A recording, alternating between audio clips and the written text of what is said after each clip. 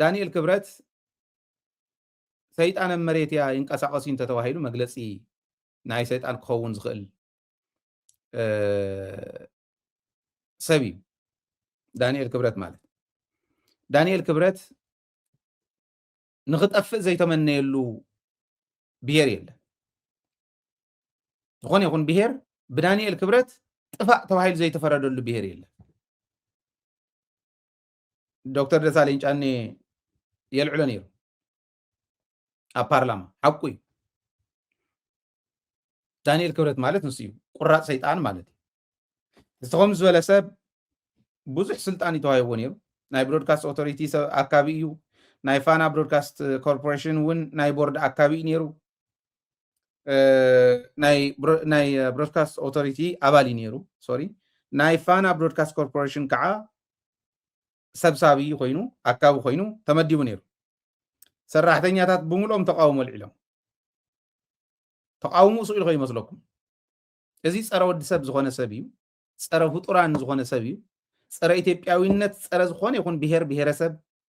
ኣብ ኢትዮጵያ ዘሎ ዝኾነ ሰብ እዩ ስለዚ ፍጹም ናብ ኣካብነት ናይ ፋና ብሮድካስት ኮርፖሬሽን ኣይበቅዕን ዝብል እዩ ሓሳብ ተዋሂብዎ ኣይቀፅል ተባሂሉ እውን ተወሲኑ ይነብር እዩ በቱ ዝሰማዕናዮ ማለት ይቀፅል ንዝተወሰነ ዝብል ኣብይ ኣሕመድ ንሞራሉ ዝዓይነቱ ክቅፅል እውን ሓቲቱ ነይሩ በፍፅም ስራሕ ክንገድፍ እንተኮይንና እምበር ናብ ዝብል እዮም ከይዶም እዚ ስለ ዝበሉ ኣብ ክንድኡ ናይ ኮሚኒኬሽን ሚኒስትር ወይዘሮ እናታለም መለስ ተመዲባ ኣላ መንግስቲ መግለፂ ይሃበሉን እዚዩ ካልኦት ሚድያታት ናይ ኢትዮጵያ እየን ዘውፅኦ ዘለዋ መሰረት ሚድያ እንዳፍታ ዝሓበሻ ገለ ዝብሉ እዚኦም ኣውፅኦም ኣለው ብውሽጢ ዝረኸብዎ እዩ ንሕና ናታቶም መረዳእታ ሒዝና ናይ ባዕልና ሶርስታት ክንሓትት ኢና ሞኪርና ብትክክል ተቃውሞ ቀሊል ከም ዘይነበረ እዩ ተገሊጹልና ፋና ከምቲ ትፈልጥዎ ናይ ኢህወደግ ሚድያ እዩ ፋናን ዋልታን ከምኡ እየን ቲቢሲ ናይ መንግስቲ እዩ ቲኤን ግን ናይ ፓርቲ እየን ነይረን ኣርባዕትዮም ፓርቲታት ህወሓት ብኣዴን ኦህዴድ እና ኢህደን ሶሪ ደኢህደን ናይ ደቡብ እዚኣቶም ኣርባዕትኦም ሸር ኣለዎም ኣብ ካልኦት ከዓ ትካላት እውን ሸር ኣለዎን ትእምት ናህና ናይ ባዕልና እውን ሸር ኣለዋ ስለዚ ኣወፍቲ ቦርድ ዘለውን ንመን እዮም ሕዚ ያውት መንግስቲ ኣብይ ኣሕመድ ዝደለዮ እዩ ዝምደብ ነገር ግን ናይ ባዕልና እውን ከም ዘሎ ክትፈልጡ ደልየ ካሊእ ናይ ነገሌ ቦረና ናይ ገዳ ኣውሮፕላን መዕረፊ ዝምልከት እዩ ናይ ገዳ ኣውሮፕላን መዕረፊ ኣብ ነገሌ ቦረና ሰሪሖም ኣለዉ መበል 24 ናይ ሃገር ውሽጢ መዕረፎ ነፈርቲ እዩ ገዳ ኣውሮፕላን መዕረፊ ኣብይ ኣብኡ ኮይዱ ዝተዛረበሎ ብሰሙን 3 ግዜ በረራ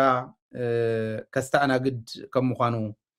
እና ከም ቦይንግ 737 ዝኣመሰላ ዘመናዊ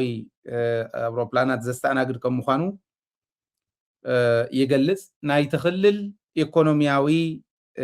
ምንቅቃሕ ክፈጥር ዝኽእል እዩ ኢሉ እውን የቕምጦ ልቢ በል ሕዚ ነገሌ ቦረና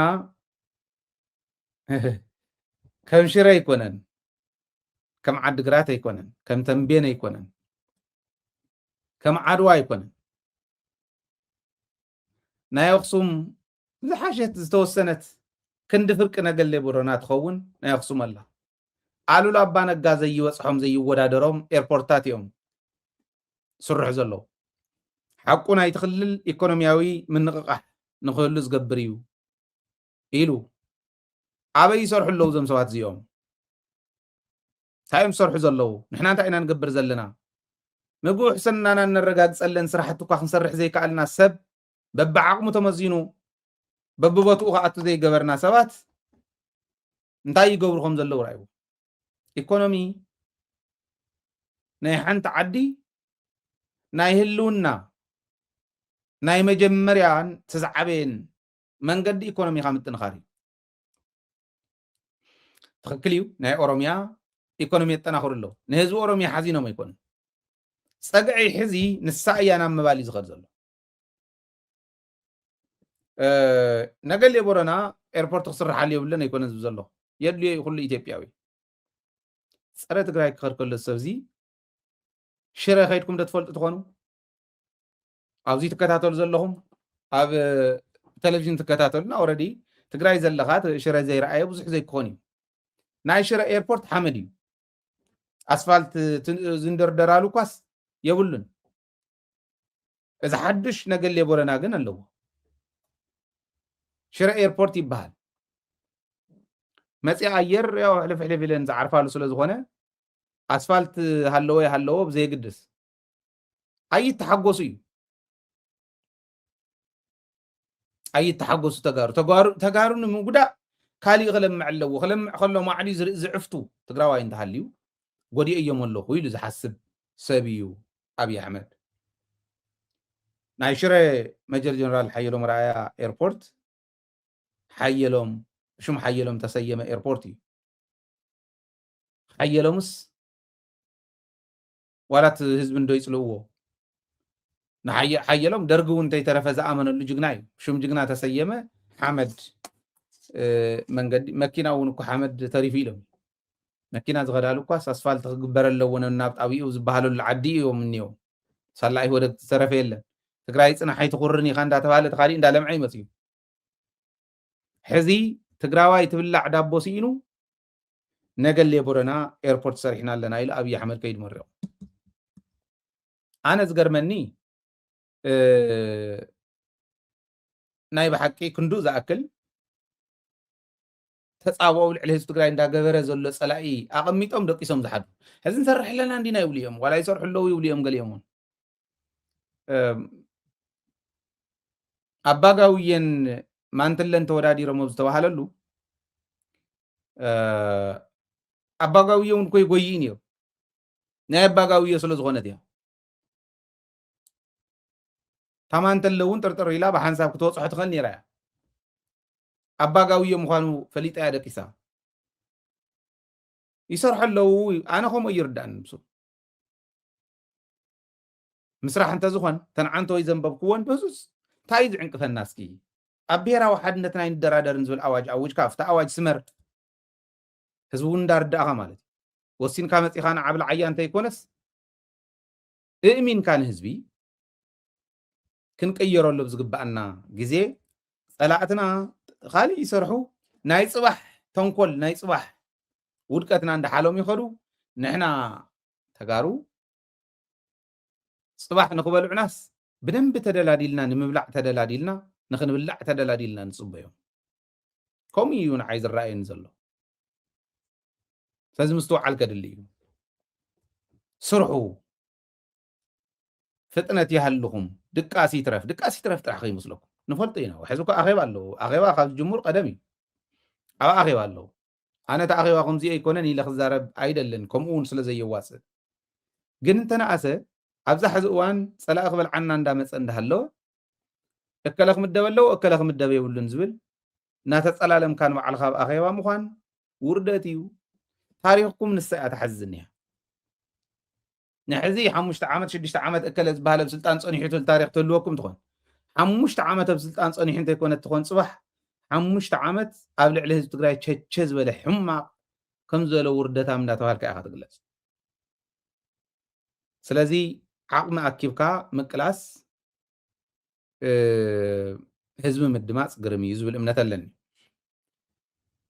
ናይ ዳንኤል ክብረት ዓንተ ወይ ገሊፀ ነይረ እናት ፓርቲ ዝበሃል ኣሎ ብኢትዮጵያ እናት ፓርቲ ናይ ማህበረ ቅዱሳን ፓርቲ እዩ እንተሎ እናት ባንክ ናይ ማህበረ ቅዱሳን ባንክ እዩ እናት ገለ ዝበሃል ህንፃ እውን ኣሎ ይመስለኒ ኣዲስ ኣበባ እዚ እውን ናይ ማህበረ ቅዱሳን ህንፃ እዩ ማህበረ ቅዱሳን ጃያንት እዩ ዓብይ ካምፓኒ እዩ ኮይኑ ሕዚ ናይ ቢዝነስ ካምፓኒ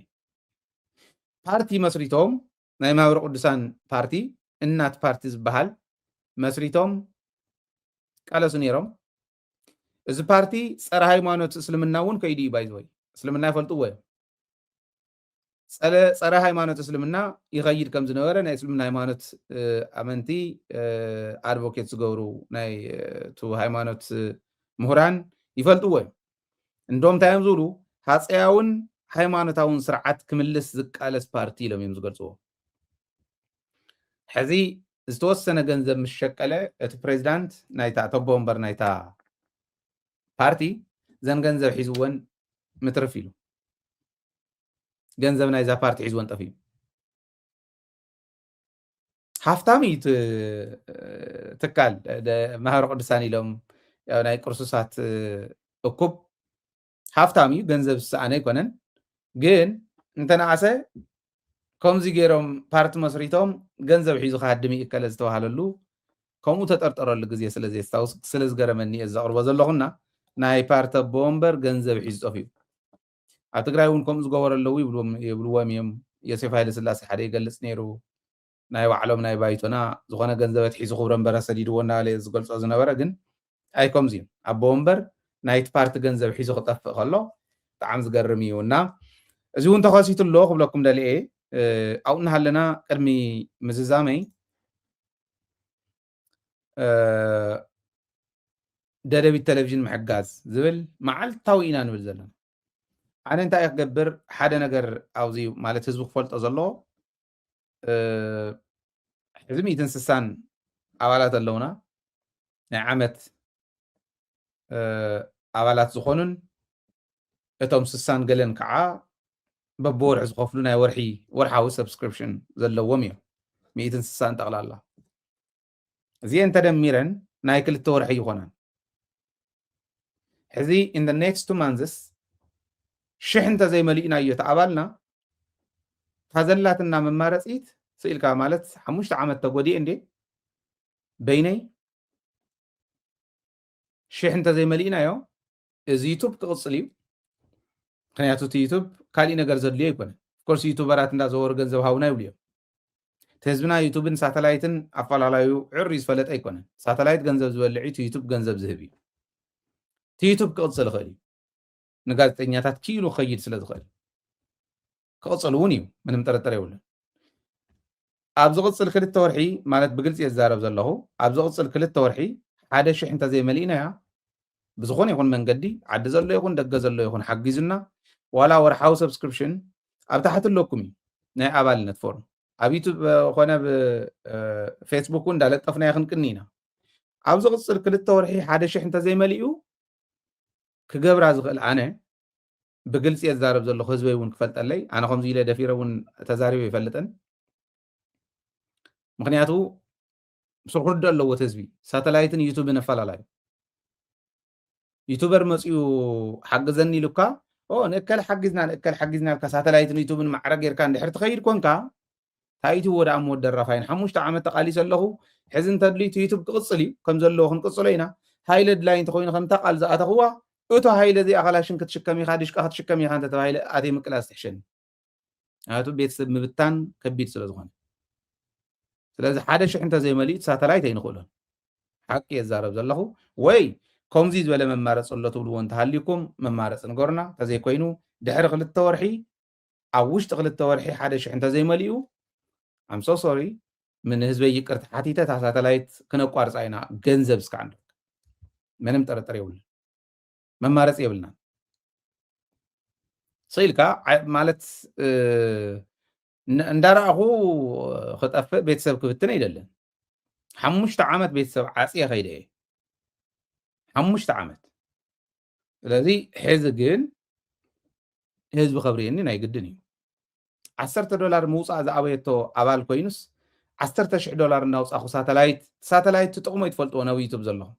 ኣይትፈልጥዎን። ሳተላይት ኣብ ገዛ ኮይና ሪሞታ ሒዛ መረዳእታ እትርዳእ እትረክብ እደ ዝረክብ ኣቦ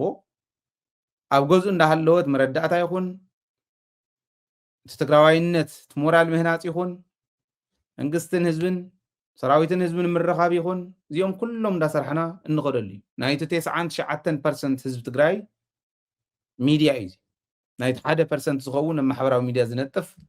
ኣክሰስ ዘለዎ ሃይለ ብዩቱብ እንተመፂኡ እውን እታ መረዳእታ ክረኽባ ዝኽእል ኣብዚ ብዩቱብ እውን ትከታተሉና ዘለኹም ናትኩም ኣይኮነን።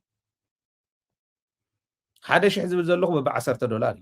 እዩ 20 ዶላር ብወርሒ ክንከፍል ኢና ኢሉ ዝሓስብ እንተሃልዩ 500 ይኣኽሉና እዮም 20 ዶላር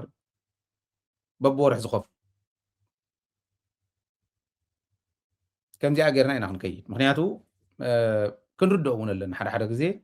ኣድላይ ስለ ዝኾነ ህዝቢ ዕፍን ይኽብል ርግፀኝነት እየ ዝነግረኩም ምክንያቱ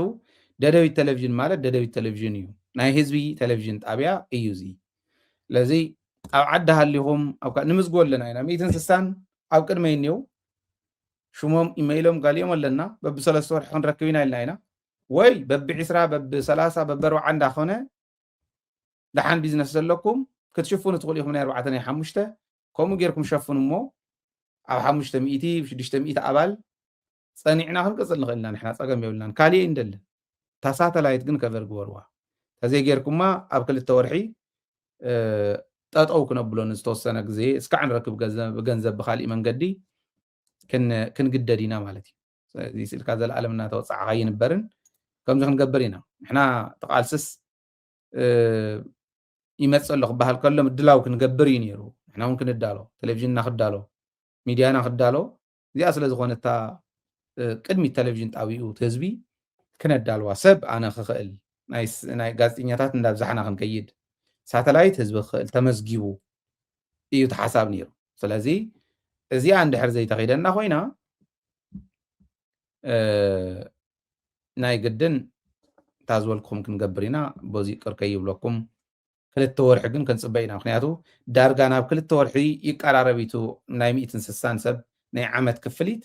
ናብ 2 ወርሒ ክቀራረብ እዩ ተወሰነ ሸፊና 2 ወርሒ ከፊልና ንሕና ሓሲብና ዝነበርና ሚያዝያን ጉንበትን ኢቱ 2 ወርሒ ኢልና ይነበርና እስካዕ ሕዚ ከፊል ኣለኹ ተፀሚመ ካብ ሕዚ እንድሓር 2 ወርሒ ፀኒሕና ግን ብርግፀኝነት ኣብ ጁላይ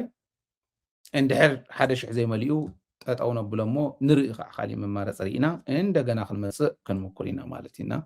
እዚኣ ብደንቢ ብጋንኡ ክሕብር ስለ ዝደለኹ ዓዲ ዘለውን ክሕግዘና ይኽእል እዩ ደገ ዘለውን ክሕግዘና ይኽእል እዩ ኣሜሪካ ዘለው ብፍላይ ናይ ኣሜሪካን ዶላር ስለ ዝኾነ እቲ ንኸፍሎ $10 ብወርሒ ክኸፍል እየ ኢሉ 120 ዝኸፍል ሰብ 1000 እዚ 1000 እውን ኣይኮነን ዘድልየና 840 እዩ ዘድልየና 840 ሰብ ማለት ናይ ሓንቲ ኮሚኒቲ ማለት እዩ እዚኣ ንኸይትኸፍል ሃይለ ዝዛረቦ ግን እንዳሰማዕኻ ሃይለ ዝጉድኦ ግን ክትርኢ ዘይደለኻ እንድሕር ኮይኑ ኣየኽይድን ሚድያታቶም ረኣይዎም ከመይ ገሮም ከም ዝሰርሑ ካሊእ ሚድያ እውን ይፈልጥ እየ ሕዚ ኣነ ከምዚ ክብል ከለኹ ኦኬ ሸላኽ ተረኺበላ እንዳ ሃይለ ንሃይለ ሎቢ ክገብር እዩ ዝመፅእ ፀላእ ይፈልጦ እየ እንታይ ከም ዝገብር ቅድሚ ሕዚ እውን ስለ ዝፈልጦ ከምኡ ይሰርሕን ሃይለ ምግዳፍ እዩ ዝሕሸኒ ካብ ናብ ፀላእ ምፅጋዕ ካብ ምስ ፀላእ ምስራሕ ምስ ፀላእ ኣይኮነን ናብ ፀላእ ዝቐርብ ሰብ እውን ንዓይ ክድልለነ ይኽእልን እዚኣ ዝኣምን ታቅርሺ ምንም ማለት ኣይኮን ዋላ ፀላኢ ናይ ሃይለ እንተዝኾኑ እውን ነዚ ሚድያ ዝደጊፍዎ ክዶ $10 ትጎዳ ኣይኮነ $120 ማለት ኣብ ሓንቲ ሆቴል ኣትዩ ድራር ምሳሕ ተመስሒዋ ተደሪርዋ ዝኸይድ እያ ንዓመት ሰንስተ እንተዝብሎ ዊስከውሪዱ ዝእንግደኒ እዩ ወይ የሰት እንዳ ኣልኮል ይሰትን እምበር ከምኡ ገይሩ ክእንግድ ዝኽእል እዩ ትናህና ሰብ ኣብ ቁም ነገር የለን መብዛሕትኡ ማለት እየ ገለ ከምኡ የብልናን ማለት ኣይኮነን ዝኾነ ኮይኑ 1000 ብ10 ወይ 500 ብ20 ወይ ከዓ 250 ብ4 ኣብ ታሕቲ ጎፈንድሚ ኣለኩም ፔይፓል ኣለኩም ናይ ኣባልነት ፎርም ኣሎ ኣብዚኣ ፔይፓልን ኣይምን ሶሪ ዜልን ፔይ ኣይድን እኒዋ ኣብ ዓዲ ንዘለኹም ኣብዚኣ እንዴትኩም እዚኣ ናይ ዓዲ ኣካውንትና እያ ናይ ወጋግን ባንኪ እዚኣ ከዓ ናይ ኣውስትራልያን ባንክ ናይ ናሽናል ኣውስትራልያን ባንክ ናይ ናብ ኣካውንትና እያ እዚኣ ጌርኩም ደደቢት ሓግዙ ብዩቱብ ቻናልና እውን ጆይን ምግባር ይከኣል እዩ ሞር ግን ዜልን ፔይ ኣይድን እዩ ዝሕግዘና ንዓና ጎፈንሚ ፔይፓል እውን ያው ወርሓዊ ክትከፍልሉ ትኽእሉ ኢኹም ዋን ታይም ኦፍ እውን ክትከፍልሉ ትኽእሉ ኢኹም ናይ ኣባልነት ፎርም ፔትሪዮን እውን ኣለና ፔትሪዮን እውን ከምኡ ማለት እዩ እና በዚ ገርኩም ደደቢት ሓግዙ ደደቢት ሓጊዝኩም ሳተላይት ጠጠው ተቢልኩማ ንሕና እቲ ናይ ሚድያ ኣትሞስፌር ከመይ ክቕየር ከም ዝኽእል ክትርእይዎ ኢኹም ሾ ክንቅይር ኢና ህዝብና ብደንቢ ብሚድያ ከይሽነፍ ክንገብር ኢና ሓላፍነትና ንሳትኹን ሓላፍነትኩም ከዓ እዚኣ ታዝብላ ዘለኹ ትኹን ባህሊ እዚ ጌርና ደደቢት ሓጊዝና ህዝብና ክነሳገር ተኣማሚንና ከም ንኸይድ ብደንቢ ኣይጠራጠርን እየ ሎማ ዓንቲ ከምዚ ኢለ ኣሕሊፈ ኣለኹ እታ ጉዳይ ኣፍሊጠ ኣለኹ ጁላይ መወዳእታ እታ ውሳነና እንታይ ከም ትኾን ኣፍሊጠ ኣለኹ ቅር ከይብለኩም እንተኾነ ቀዲምኩም እቲ ጉዳይ ትፈትሕዎ ዓበይቲ ዓዲ እንተሃሊኹም እውን ተወዲብኩም በብኸባቢኡ ናይ ዝተወሰነ ትሕግዙና እንተዘይኮይኑ ግን ምንም ክንገብር ኣይንኽእልን እዚኣ እታ ውሳነ እያ መሪርና ንውስኖ ውሳነ እዩ ማለት እዩ ስለዚ ጁላይ 30 ሓምለ 30 ብፈረንጂ እታ ኒውስ እንታይ ኢና ወሲንና ዝብል ክነፍልጠኩም ኢና ማለት እዩ በቢ ዘለኹም ሰላም ይኹነልኩም ሰላምን ዓወትን ምስ ጅግና ህዝብና ክኾን ናይ ኩሉ ግዜ ትምኒትና ናይ ለይትን ቀትርን ስራሕና እዩ ትግራይ